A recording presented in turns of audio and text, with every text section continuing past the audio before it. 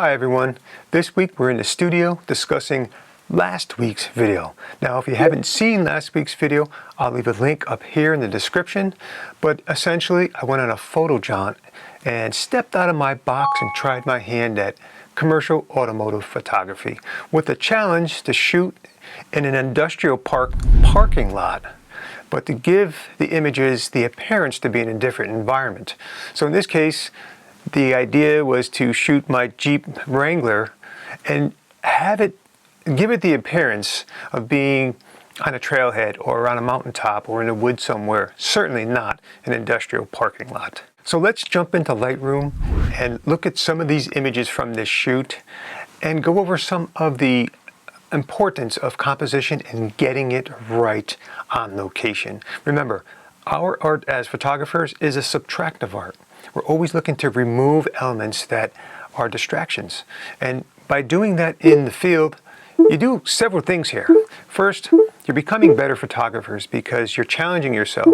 You're thinking and going a little bit deeper. And as a result, you're basically teaching yourself to be a better photographer by really pointing out and noticing things that just may be distracting. And secondly, you're making your life much easier while you get back into Lightroom. Alright, so these are all the images from last week's video shoot. So this was on the iPhone, and we're just going to go ahead and hit the Q for our spot removal tool. So if we use H, that toggles the spots where we did our spot removal stuff. So let's go ahead and turn this off and see what we were actually fixing here. Alright, so there we go. We have some light refraction from the iPhone lens, probably from the fog lights. It looks like up here we have a bird, and this is the tow hook that is being radiated by the side-lit sun. And for some reason I decided I wanted to mask that. It's just I thought that was a distraction, so I moved it. But all that stuff done, look at this. There's no other distractions that I had to move. So I was able to strategically compose this image without any of those elements in the background. So if we zoom in here, we know there's a building back here, some light poles. I don't see anything in here. This may or may not be a man-made element, but it can very easily get taken as a tree, a small tree or something. We can see that this image is pretty clean. So by taking the time in the field, I was basically able to work with this image with very little time having to fix stuff. Let's try another one. Just looking at this, we're going to hit Q to get into our spot removal tool, and let's see what we have. We have one here, we have one here, and I think that's it. I just see those two. Alright, so let's see what's happening under the hood. No pun intended. We have light refractions from the iPhone. I know there's the building over here. You know what? Let me hit the R for crop. And let's see what this... Yeah, that's what it was. So there's a building written here. And it looks like I was trying to hide that. Yep, this is exactly what I did. And I ended up cropping most of it out in the end because I thought this made for a better composition. But again, by taking the time in the field and composing an image, thinking of all the little distractions, we are able to make an image without having to really do that much post work. Now, post-processing is fun, but spot removal, not so much. Now, I did make a few images trying to show you what it's like if you're not paying attention to this stuff, and this is a great one right here, by the way. Now, I love this composition, I really do. I didn't use it because, well, I could easily remove these two poles with the spot removal.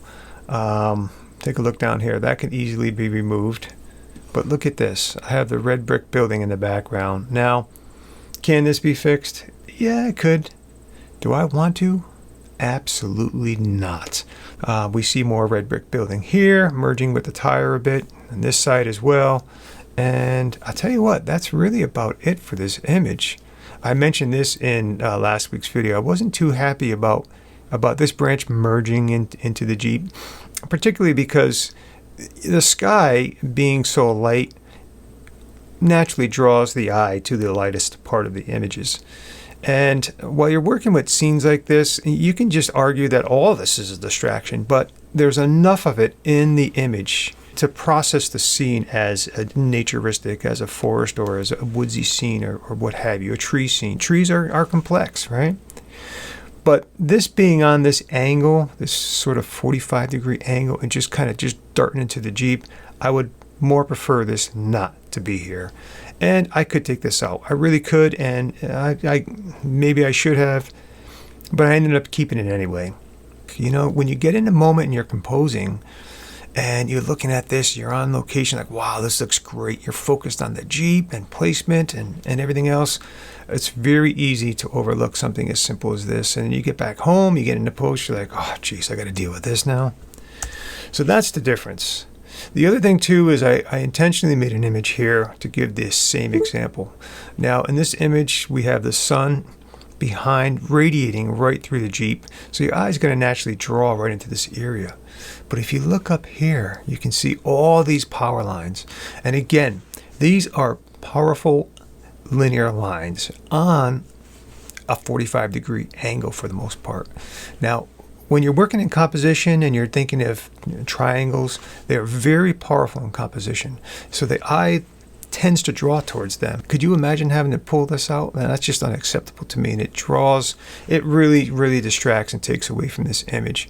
And there are lots of other things in here too that we can go over. You got some pavement down here. You know, yes, all this can come out, a fire hydrant. Down here, you can see the sun radiating more power lines and telephone poles. How I can pose this with the bumper just going over the tree here and not too much space here.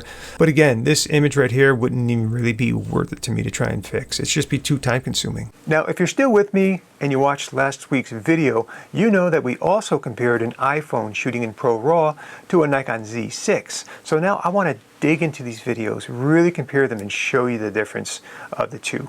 All right, so let's go ahead and compare the iPhone 13 Pro Max shot in ProRAW to a Nikon Z6. So if we quickly look into this image here and we zoom in 300%, we can already begin to see that. Now, granted, 300% is pretty zoomed. You're gonna see everything. The image is gonna start breaking apart, but you can clearly see here that we're starting to lose detail. We can perhaps read some of the larger text, but everything is starting to break up a little here. We're starting to see there were some more light refractions now that we're zoomed in that we're picking up from the headlamps, and we're just losing a lot of detail at 300%. You can look at the grass. You can start seeing that it's really it's a little choppy, losing detail. Again, we're at 300%, but we head over to the Nikon image and we zoom this in at 300%. Look at this. Look at all that detail in the grass. We can easily read the text on the tires. We can see the lug nuts, right? And look at this. We can't read this text, but we can almost make it out. You know, in fact, let's get back to G for guide. Let's go ahead and select both of these images and hit C for compare. And now we're going to go ahead and zoom in, and we're going to look at these images right here. Now look at the difference here already. You can clearly see a massive difference in these two tires here. Now, again, it's pretty impressive what you can do with an iPhone in ProRAW, but it still doesn't stand up to a quality mirrorless camera or DSLR for that matter. Again, we can see right here, if we look at some of the door labels in here, yet you can't really make out that text. You know, maybe we could if we zoom in more, but here there's just no way. It's just gone. Even the detail. Yeah, I mean, you know, we can continue to critique this, but you can clearly see the differences when you really start to rip these apart. And when you're zoomed out at 100%, or in this case 71.8%, you can't really see much of a difference. I mean, this does look pretty good. You can see a little. You can see there's just more definition and just more clarity in this image from the Nikon, but I mean, God, for an iPhone, this is still pretty impressive, and you can really produce some really wild results. So there you have it. So last week was the first day of autumn, and as landscape photographers, you can argue that this is perhaps the most exciting time of the year. Speaking of exciting, I have some news. Some buddies and I are going to be heading up to the Adirondacks in October, and I think we may have just plan the foliage just right according to some of the foliage maps we're reading now. So for those of you who follow the adventure series on the channel, you might be excited to tune in for this. You get to meet some of my other photography buddies, some of my closest buddies. Now you've met Mark Camp in the Yosemite series.